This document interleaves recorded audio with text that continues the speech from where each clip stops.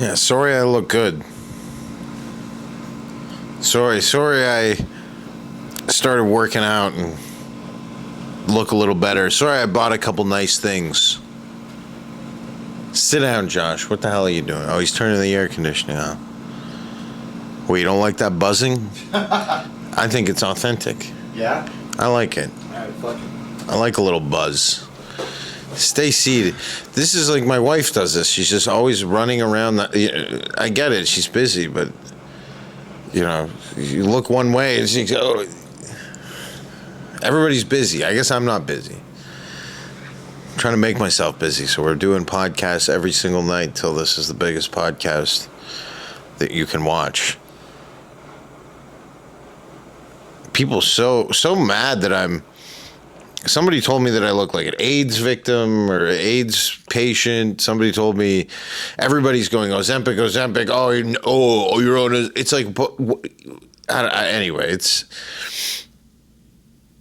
I like the attention, not going to lie to you. So fuck it. We're trying to sell tickets here. But tonight we had a show, the first show, the Thursday night show, or no, Wednesday. Today's Wednesday. We started the frickin' touring this week on a Wednesday. 4 a.m. Got up, left the house 4:30, got to the airport, 4-hour flight, and 2-hour drive, rented the car at the Jamaica Circle at JFK, and made it here just in time to fall asleep until the show. Maybe I was a bit tired for the show, but the audience was like exhausted. They were like weird energy. Sometimes I think partly because maybe I lost a bit of weight. People don't like, they wanted me to just be the ugly guy. Yeah, you're an ugly guy. You fucking say whatever you want. So if I don't look ugly, then they're like, oh, this guy thinks he's actually fucking I don't know. It's Jersey. It's Jersey. Okay? And it's an older crowd. They were nice. They didn't fully understand what was happening. Had to remind them that they were at a comedy show a couple times. Just people sitting there like eating. Actually, there was no food, but they were just like completely. They weren't drinking. The bar was dead. Nobody was like. It was like you can go up to the bar and get drinks. Nobody was drinking. That's the trouble with. I mean, it technically is a theater, even though it's a small theater. It's basically the size of a really big comedy club. But they're not serving people properly the same way that you would be served in a comedy club. So people are just kind of sitting there going, can I get up? Also, we only had one opener. Usually I like to have a few more openers. Might have to call Ari up. No, Ari's banished. He posted a weird... I don't know what his... No, he's not banished, but he did post a weird headshot that he got, and then his next post was, stop asking me where to get these, or so. It's like, bro, I don't know. You don't know what you're doing. You really just don't. Nobody knows what they're fucking doing. But I do, and that's why I'm working out every day, hour and a half, 2 hours, get after that little part of the day, get it out of the way. It makes me less hungry. It makes me less fat. No boozing. I don't booze during the show and after the show, and I don't go out. The set is perfect, and I think people want me to be doing. I don't give a fuck what they want. Sorry, I love my fans. I don't want them to, but I have to do what I think is funniest because that's what's going to be funniest. And I'm trying to elevate myself as an artist. When people scream out and just go, just do the fucking chow. Like tonight, another guy did do the chow thing. And people go, he hates it. But it's like, well, if I want to talk about it, I want to talk about it. It's not that I hate necessarily the topic. I mean, I do. But don't yell out. I'm not going to ever be excited to talk about something that you're yelling out unless it's like super, super relevant. Maybe something that's like breaking news as I'm on stage that I have no idea what's happening. Like 9/11, like, okay, let me know. Maybe send out a heckle. But just yelling out to do an old bit and an old thing, Anyway, so fasted all day, didn't eat. Now I just ate a couple carrot sticks, and I feel bad because I dipped it in whatever that dip was.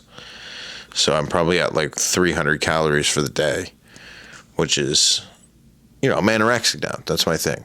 It's not Ozempic. You don't need Ozempic if you're just mentally ill. You just do anorexia, which is very easy. I'm not at bulimia yet, but I'm willing. See, when I was a kid, it was bulimia. Now it's Ozempic. That, like, when I was a kid, it was like, oh, you're bulimic? What, are you puking up your food? Now it's, you're on his. People just, like, people who get fat and then thin and people are mad at them, it's like, yo, you're crazy. Because when you're fat, they're like, you're a fat piece of shit, loser. Look how fat you are. You're ugly. You don't deserve anything that you have. And then you get thin and they're like, oh, yeah, you think, oh, yeah, look at you just using drugs to get thin. You didn't work out or eat. You just ate McDonald's every day and did Ozempic. That's not how it works. Also, I'm not on Ozempic. But if I was, which I'd like to be,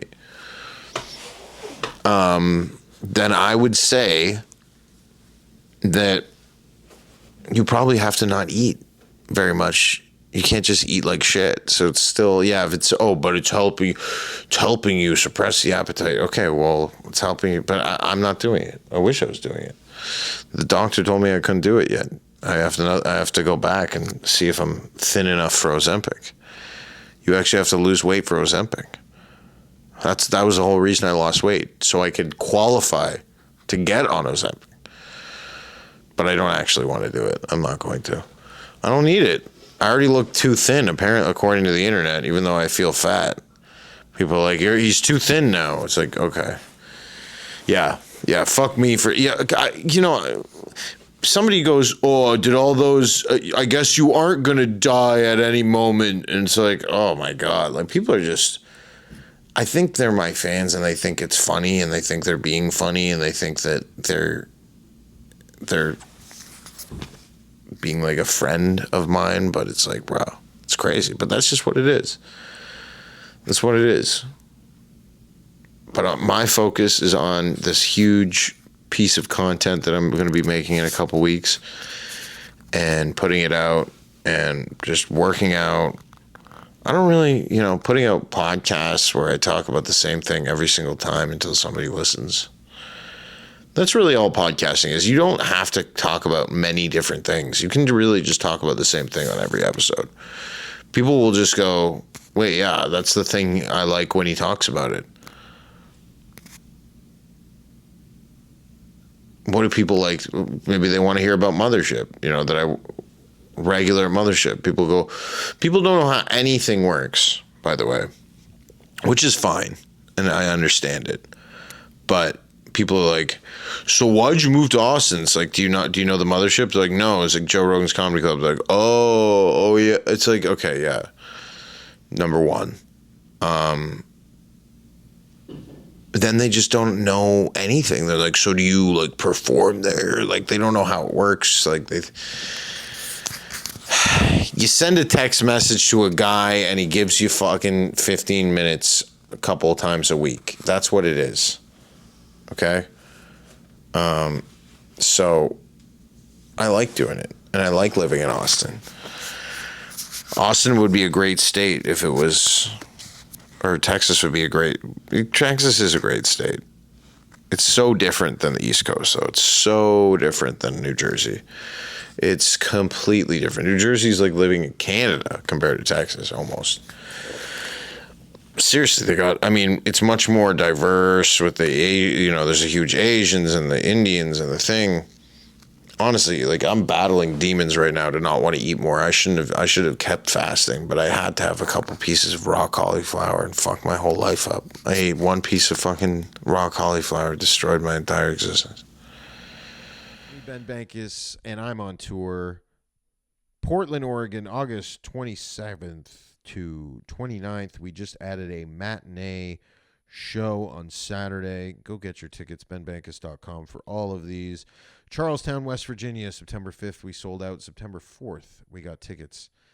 Aurora, Illinois, sold out. Austin, Minnesota, sold out. Calgary, Alberta, 2 shows sold out, but we added a third, September 13th, Sunday, at Deerfoot Inn and Casino. Syracuse, New York, we sold out, but we added a show. Albany, New York, sold out. Springfield, Massachusetts, still a couple tickets left for one show on September 19th at our Roar Comedy Club. Englewood, New Jersey, this is going to be the biggest comedy show I've ever done in New Jersey at the Bergen Performing Arts Center near Manhattan, Englewood, New Jersey, September 24th. Get your tickets, benbankas.com. Stroudsburg, PA, September 25th. This will be the biggest show that I've ever done in Pennsylvania. One couple seats bigger than the show I'm doing in Bensalem that sold out. Patch Hog, New York, Long Island, biggest show I've ever done in Long Island. Tickets for September 26th are on sale. There's a few left. It's actually about 95% sold out. Birmingham, Alabama, September 30th. October, I'm in Atlanta, Georgia, Miami, Salt Lake City, Utah, San Diego, California, Pasadena, California, Hollywood, California, Ontario, California, Brea, California, Nashville, Tennessee, Jacksonville, Florida, and then November, New York City, New York Comedy Festival at Town Hall, November 12th, Port Charlotte, Florida, Tampa, Florida, Orlando, Florida, Sarasota, Florida, Naples, Florida, finishing the year off in Niagara Falls, Canada. BenBankas.com. I love you guys. Can't wait to see you. Please share this podcast with your friends. Please like and subscribe, whether you're on Spotify, YouTube, Apple Podcasts. It doesn't matter. Send this link to somebody because my fans need to hear what I have to say. Enjoy the show. Well, I just finished a 2.5-hour workout. I'm sorry the last part of the episode abruptly quit. I was tired. We did the show. Wasn't that happy with the show. I thought my performance was quite good, but it's just one of those annoying audiences. And then I woke up to a bunch of annoying messages from fans and some black guy telling me some message. First, I never should look at my messages when I wake up. I really should just. I'm starting. My new thing on the road is I have a book. And I wake up, I read the book for 20 minutes. I can't, besides answering my family, I don't want to see what everybody's thinking. It's so insane. But some guy was like, I hate your delivery, but I think what you're saying is true. What should I do? And sometimes in the morning I make them, like sometimes I'll just answer them because I'm like, fuck it. You know what I mean? And I was just like, well, first of all, you're messaging a grown man your personal thoughts, and secondly, you should probably just get a job. You know what I mean? But, I mean, shouldn't have messaged him anything. But then he sent me some long, threatening message, so I had to block him. And then I realized I should probably get out of bed. It's time to get the day going. So I did a 3-hour workout, kicked my own ass, and here we are. That's all you can do, folks. That's all you can do is control what's in your control. Working out, writing, reading. There's nothing else you have to do. All the shit on the internet is all bullshit. I mean, obviously this is for, if you're watching this. But generally, everything's bullshit. I mean, the news are, I'm following Fox on it. I get it. Like, there's news to know. There's things to know. I like to know the news. But my goodness gracious, everybody is mentally ill. And yeah, a lot of my fans, I mean, my smartest fans are the people who generally were maybe not liberals, but not far right before COVID. You know what I'm saying? Like before COVID, I was, I said retard, I said all the words, I made fun of immigrants. There weren't as many, so it wasn't as big of a deal. I did accents. But then when COVID happened, it became apparent that if you're not on the right, you're basically on the side of extreme overreactions to things that COVID was not, the reaction was not needed, okay? And the people who agreed with the lockdowns are the same people that celebrated when Charlie Kirk was shot, are the same people that now, with that Lindsay, whatever her name is, that strangled her 3 children, that they're trying to say, and now all these women are standing outside the courthouse protesting, and we support Lindsay, and making videos of them holding their little babies, going, I know how you felt, Lindsay, I get it. Basically threatening their own children. These are all the same people. They're all part of one political party. They also think that we should dismantle the entire West and give it over to Islamists because they know better than ever the people who created the country or the people who helped create the country. No, let's give it over to Islamists.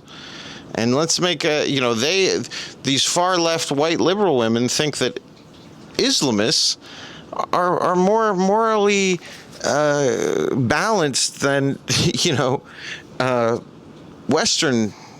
Westerners or Christians. It's just like so idiotic. So there's a whole portion of the population who's just gone. Like they're just mentally ill, ready for violence, although they're very weak people generally, like the guy who, for instance, attacked the White House Correspondents' Dinner. Was like a gay, homosexual, half black thing. And it's just weakness. So they get a gun and but those are the weak. This is the weak, the party of the weak. The left is the party of the weak. And all these pseudo pretending to like Trump people during the last, when everything was happening, meaning the election, and we're trying to get Trump elected because why? Well, Kamala Harris was saying things like she wanted to censor the internet and she wanted to basically do things that they're doing in Europe with the big tech companies and the social media companies to further censor people and deplatform people. And all this kind of stuff. I mean, they did it to Trump himself. They deplatformed the President of the United States. So these comedians who, a lot of them supported Trump and now they're, I don't know. But they're happy to benefit off of Trump being in office because they're doing the best they've ever done in their entire careers. Including me. I'm doing the best I've ever done in my career now, and in part thanks to Trump, thanks to them winning. But now they've turned their back and they're pretending like Trump's no good, and then now what? Now you have all these Muslim mayors winning and Muslim senators, and so you're racist against Muslims? No, only to the extent that they're racist against me. They openly say that the West needs to be taken over by Islam. They already tried to do it in the Middle Ages when all the white people were too poor and stupid and had too much, what was that disease they all got? The plague and all that. So they were easy pickings. But now it's easy pickings again because of this leftist psycho fucking ideology that promotes, basically, the leftist ideology promotes child sacrifice in the form of abortion, which they want to use as birth control, basically, for poor people, which some ways I agree with. If the left openly came out and said, look, if you're a well-to-do person, you're not allowed to get an abortion. If you can afford to have the kid, you have to have it. Then maybe I'd say, all right, fuck it. Because I get it. I get that, the leftist thing, they go, well, if you get rid of abortion, you'll see a lot more crime. And it's like, so what you're saying is that you want more, who's doing the crime? What race? And then they admit it's blacks, and then they go, so you're saying that if more blacks abort their kids, there'll be less crime? I mean, all right, let's do it. But no, I don't actually believe any of that, but just talking about it because of my freedom of speech to talk, and everybody else is so afraid to talk. Everybody else is so afraid to go, don't go there, got worried, got worried. We're trying to get the podcast off the ground, for God's sakes. We need a couple little mini cancellations of the podcast here. Ben Bankas said that he agrees with leftist ideology if they were honest. They actually only want to abort poor people's kids. I mean, because I had that whole joke about aborting the trans kid, and it was so good, and it went viral, still goes viral if I post it. And I wish that we should put that whole thing on YouTube, that whole Portland set from a year ago, because we're doing the new Portland set. It'd be kind of cool to just post that, because they're completely different. Same venue. They might make it look different in the new thing that we're doing. I think they're going to put up a big sheet or something. I don't know if anybody's able to, I don't know if you can see if you can get me a water bottle up there, my brother. You think it's possible? I got you. Or are they going to bug out? I'll be back. You keep going. All right, I'll keep going. He's going to go get me a water while I get more thirsty. But seriously, everybody's so pissed off at me because I lost weight every fucking day. Some guy unfollowed me today because he messaged me. He's like, that Ozempic's kicking in. I'm like, not on it. Stop messaging me this. Why did I say that? Such a loser to do that. I should have just said nothing, but I was bored. I'm on the road. I miss my family. Should have been doing a pod. Should have been reading a book. Some guy on Facebook Messenger with no profile picture. So I just said, stop messaging me. And then he goes, I will, and I'm unfollowing you too. It's like, so you're messaging me to try and make me feel bad that I lost weight. And then I tell you to stop doing that. And then you're like, fuck you, I'm not following you. I wish I was never, like, fuck you, man. Fuck you. It's like the guy last night who interrupted the show like three quarters of the way through the show to say, do chow, do the Olivia. What an asshole. What a fucking ass. But I think I've talked about this before, but it's, even your own fans get jealous because when they first become fans, they go, okay, I like this guy because he does the Olivia Chow, for instance. And then when I go on to do, and then I'm doing a bit that's like getting 10 million views, and they're like, I wish he was still just doing that. And I'm selling out a stadium, and they're like, you know what would bring them down right now is if I yelled out, just do that old bit. It's a very fucked up thing. Very fucked up.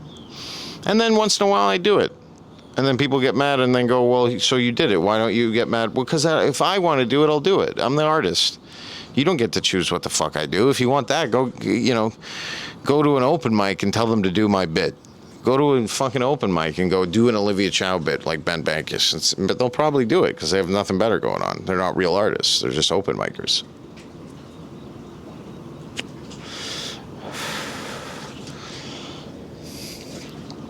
To become a real artist, you have to take a step back. You have to look at what you're doing. You have to criticize. You have to self-criticize. You have to always want to be better. You can never be satisfied. You can never sit there and go, you know what, I am doing a better job than everybody. No, I'm not.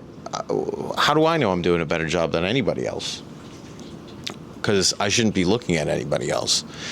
I should only be competing with myself, at war with myself, to learn what to do better, what I did wrong, what I can improve on. That's a real artist. I mean, my dad's a real artist. He's a violinist. And he doesn't write his own pieces, but he interprets pieces, and that's still art. And he also puts together the programs and puts together which pieces in what order and from which composer. And it's almost, in a way, he's like an art historian as well. And because all that's, it's all classical music is history, like art history. So comedy history. And then you go back and you look at some of the comedy from the 70s and 80s and you go, really, people want to laugh at the same things. I mean, some of the most brilliant things that have ever been said have been said in the past. So right now I'm in the past somewhere else. I'm in the past of the future. So in the future, they're going to look back and look at these podcasts and go, he fucking knew what he was talking about. He fucking knew that there was going to be this breakthrough where Hollywood's going to go back to being just about entertaining people, because they can't survive this. They can't survive 0 people going to the movies, 0 people watching comedy, 0 people. I'm talking about, hey, thanks, brother. I guess it's not 0 people watching comedy, but it's 0 people watching. How many people are going and buying tickets to see a comedy movie? I mean, and there's a couple guys, I know Theo put out a movie and it did pretty good, and, whatever, but they're the only guys even trying. So these guys are real pioneers right now.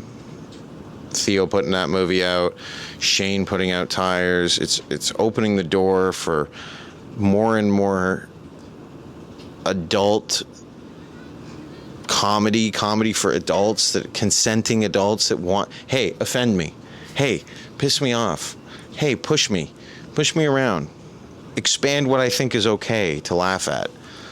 That's a service they're doing. And I was listening to the story of Tires, how long they had that show on the shelf to make. Is like incredible that they kind of wrote it so long before they started making it. And it really gave me that longevity, like that. I was able to be a fly on the wall watching that video, the guy explain it, and I go, wow, because you can make something right now and it doesn't get made for 5 years, and it's spectacular. It's incredible. Like this special, hopefully it gets made. Maybe we end up putting it on YouTube, and maybe in 2 years it gets on YouTube or on Netflix. Or on Hulu, or on Hulu's fucking Disney, so, or Paramount or something. So you have to, as an artist, create. You have to actually put something out. You have to put your money where your mouth is. You can't just, I know a lot of comics, they made their little money from touring, and then they bought a bunch of cars, and old shitty cars, and some weird shitty house in the middle of nowhere, and then they kind of call it, and but they're still, the business still revolves around the art. The business still revolves around putting out a product, but the more artful the product, the more timeless it is. There's comics putting out specials all the time, and you watch them, you go, this isn't really that timeless. This is kind of like just them doing crowd work, which people can, people criticize me. I love online. This guy's another crowd work comic. I have 5 specials on YouTube. I don't think there's a minute of crowd work in any of them. They're all like at least 40 to 45 to 55 to an hour long.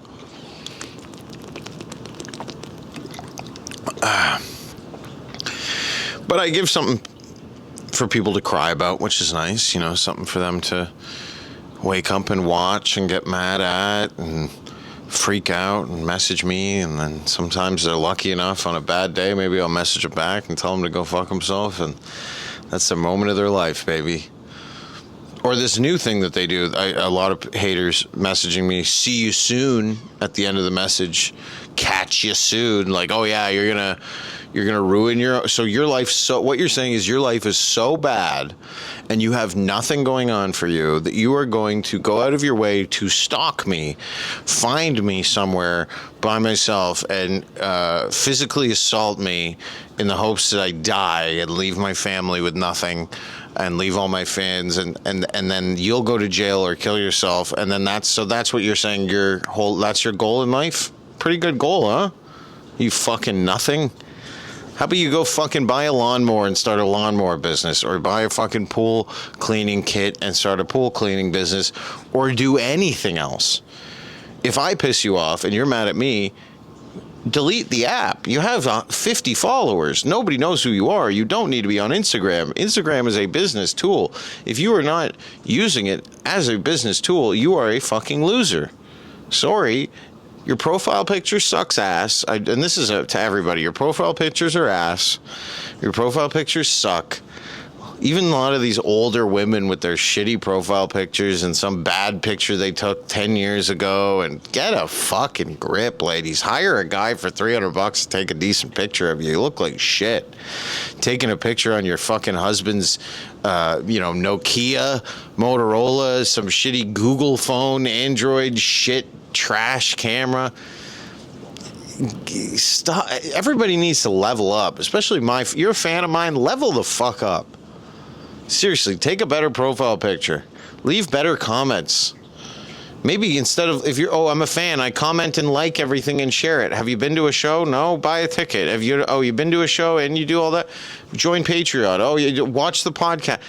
Leave a comment on the podcast. Help us out over here. The podcast is, I'm pouring my heart out for these motherfuckers out here.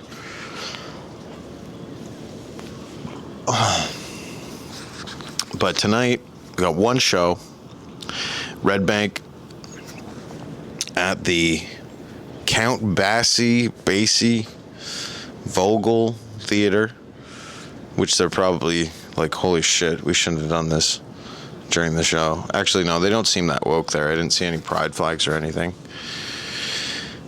I mean, they have to realize you can't just make every entertainment venue woke and then realize why they're all going bankrupt. I mean, every entertainment venue has covered in drag queen story time hour every week, and we have pride flags hanging off of, and then we don't know why we're going out of business. Because nobody wants to watch that shit. Nobody wants to watch. Adults don't want to go on a Friday night and watch somebody. No, I better not say anything bad, or drag time, and bring their kids to watch some gay guy strip and put his balls out. Sorry, it's gross. It's not entertaining. It's stupid. Okay? Drag shows used to be fun before woke, when they were just wrong, and you went, you laughed, and the guy bent over, and you saw his balls hanging out, and you go, ha, ha, ha, ha. That's funny. It's not sexy. Okay? And it's not for kids. It's fun for adults who actually are straight. It's actually more fun if you're straight to go, look at that fucking gay loser. That's the entertainment value. It's the same as going to a strip club. If you go to a strip club and you, as a man, and you're actually so turned on, and oh my God, and you're so hard, and you're a fucking loser. But a real guy goes to strip clubs and goes, look at these ugly, stupid fucking leech whores that have nothing good for society to do. They're disgusting, but it's funny. Because look at them dancing around with their stupid tits out, their pussy hanging out. Yeah, it's fucking embarrassing for them. Because this is their life. I get to come here for 20 minutes and laugh and drop a 20 and get the fuck out of here. So,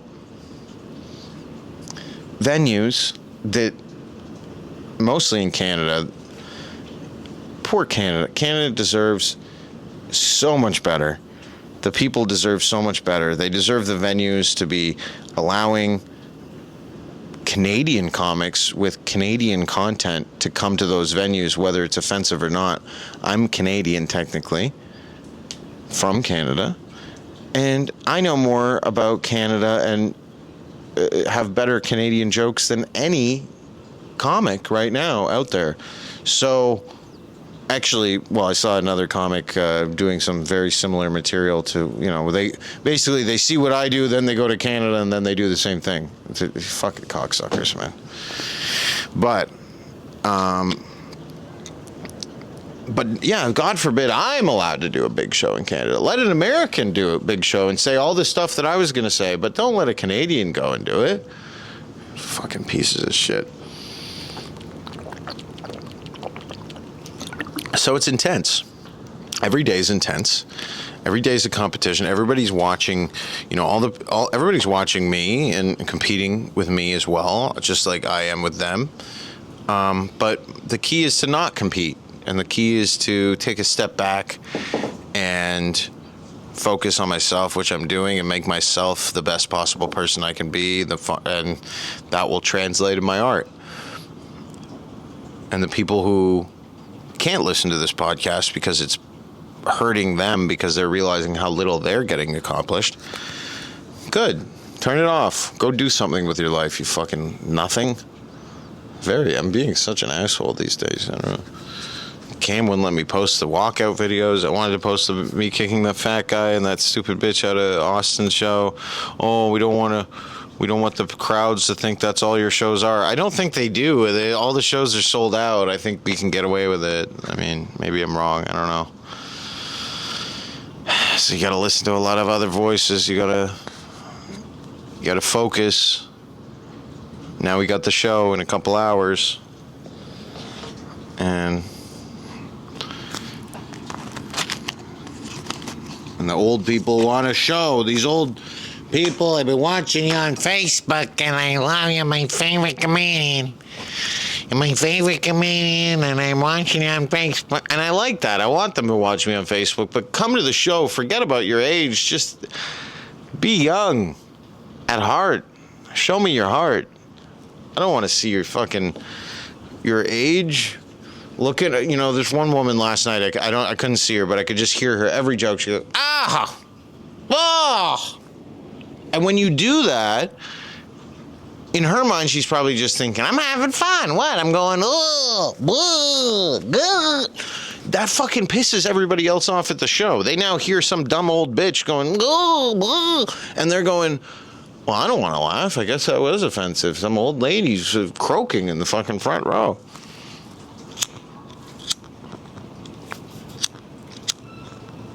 And I don't understand.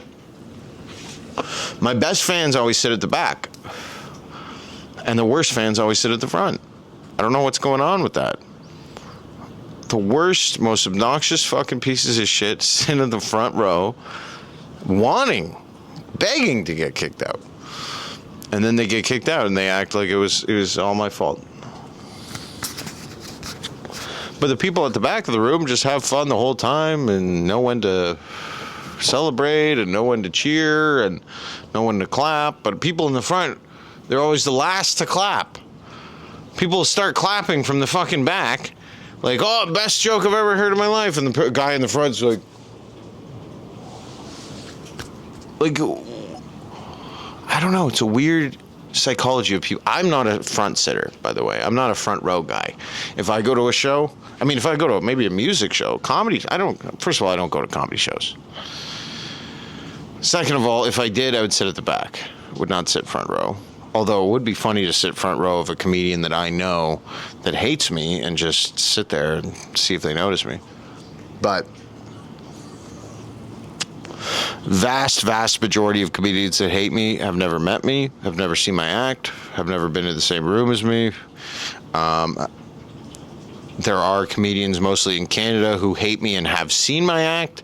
Those are the ones that watch me kill and in front of my own audience, and then they realize that they can't do this for a living. They're not going to be able to make it as a comedian. They're not going to be able to push themselves to the limits that I've pushed myself, or take the chances or risks that I've taken moving in the content, in saying what I actually think, and putting myself out there.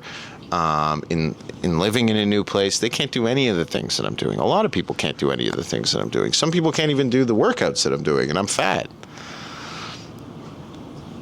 Some people can't do the travel. Give up. Seriously, so many people need to give up. So many comedians need to give up on their dream. The open mic level people who just don't understand what to do. Quit. I don't know, I tried to post a little bit, and then I posted a couple clips, and then it didn't. Quit. You're not meant to do this.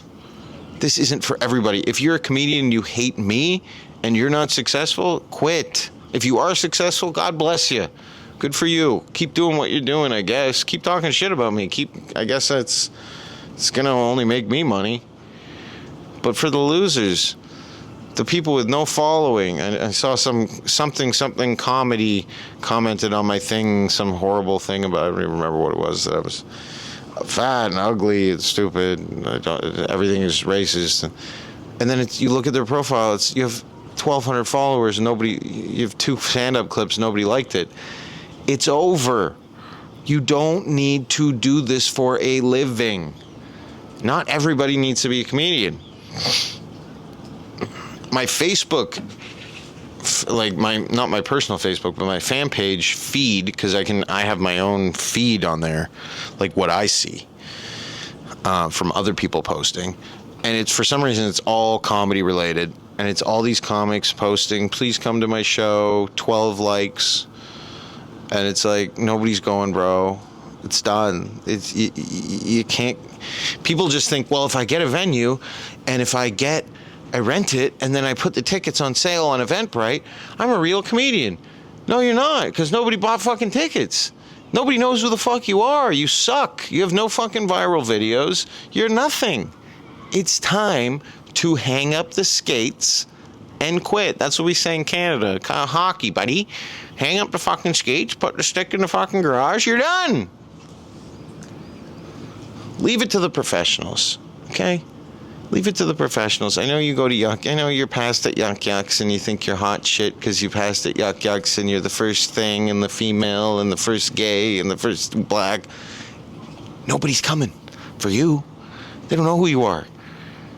I remember this one guy who was an ex-Yuck Yucks. He quit Yuck Yucks and then he came back just to tell Mark Breslin, the owner of Yuck Yucks, who loves me, is my friend, to fire me. This was 5 years ago. Begging Mark Breslin to fire me, but Mark goes, but he's selling out not only our shows, but he's selling out his own shows, like on Wednesdays and stuff, like where he's getting paid. And then this guy he just malfunctioned. He can't understand it. He still posts about me every few days on his personal Facebook. He thinks he's a star, but when it's really just Yuck Yucks selling out those shows, bro, I'm selling out across the U.S. Like, it's very easy to go benbankas.com, look at my tour dates. They're all there. And you can tell right away that it's really not that. So keep hating. I'm going to keep working out. I'm going to keep focusing on my family, my life, my brain, my existence, my fans. I want to say my fans in the sense that I will always be there for you, in terms of I will always try to create new and better material and the best material that I think I can put out. And it's for you, but it's for me, and I want you to enjoy it. So I'm just going to keep working my ass off. I don't know why people, you quit this, you quit that. You should want me to fucking quit being distracted by anything and focus on the comedy if you're a real fan of mine, because that's how the comedy gets better. Now, if you want to continue listening to this, please, patreon.com/Ben Bankas. Let me explain it very simply. $5 a month. You pay for the whole year up front. I think it's even less than that, with plus tax, whatever, wherever you are. $5 US, sorry, Canada. But so I have almost 2.2 million followers across the board. So let's just say 50,000 joined Patreon. What's 50,000 times 5? 5 times 5, $250,000 a month-ish, approximately. I think, or more. Was it 2.5 million a month? Can't even do math. 5 times 50,000. 250,000. I was right. That money is how other comedians are getting these movies made. That is how they're pushing these shows onto Netflix and putting together really nice comedy specials, because it's not cheap. So help me out. Not that I don't need it. I'll figure out a way without you, but it'd be nice if you did. And you get access to bonus content, bonus podcasts, bonus Ben Bankas. Patreon.com/Ben Bankas. I'll see you guys over there.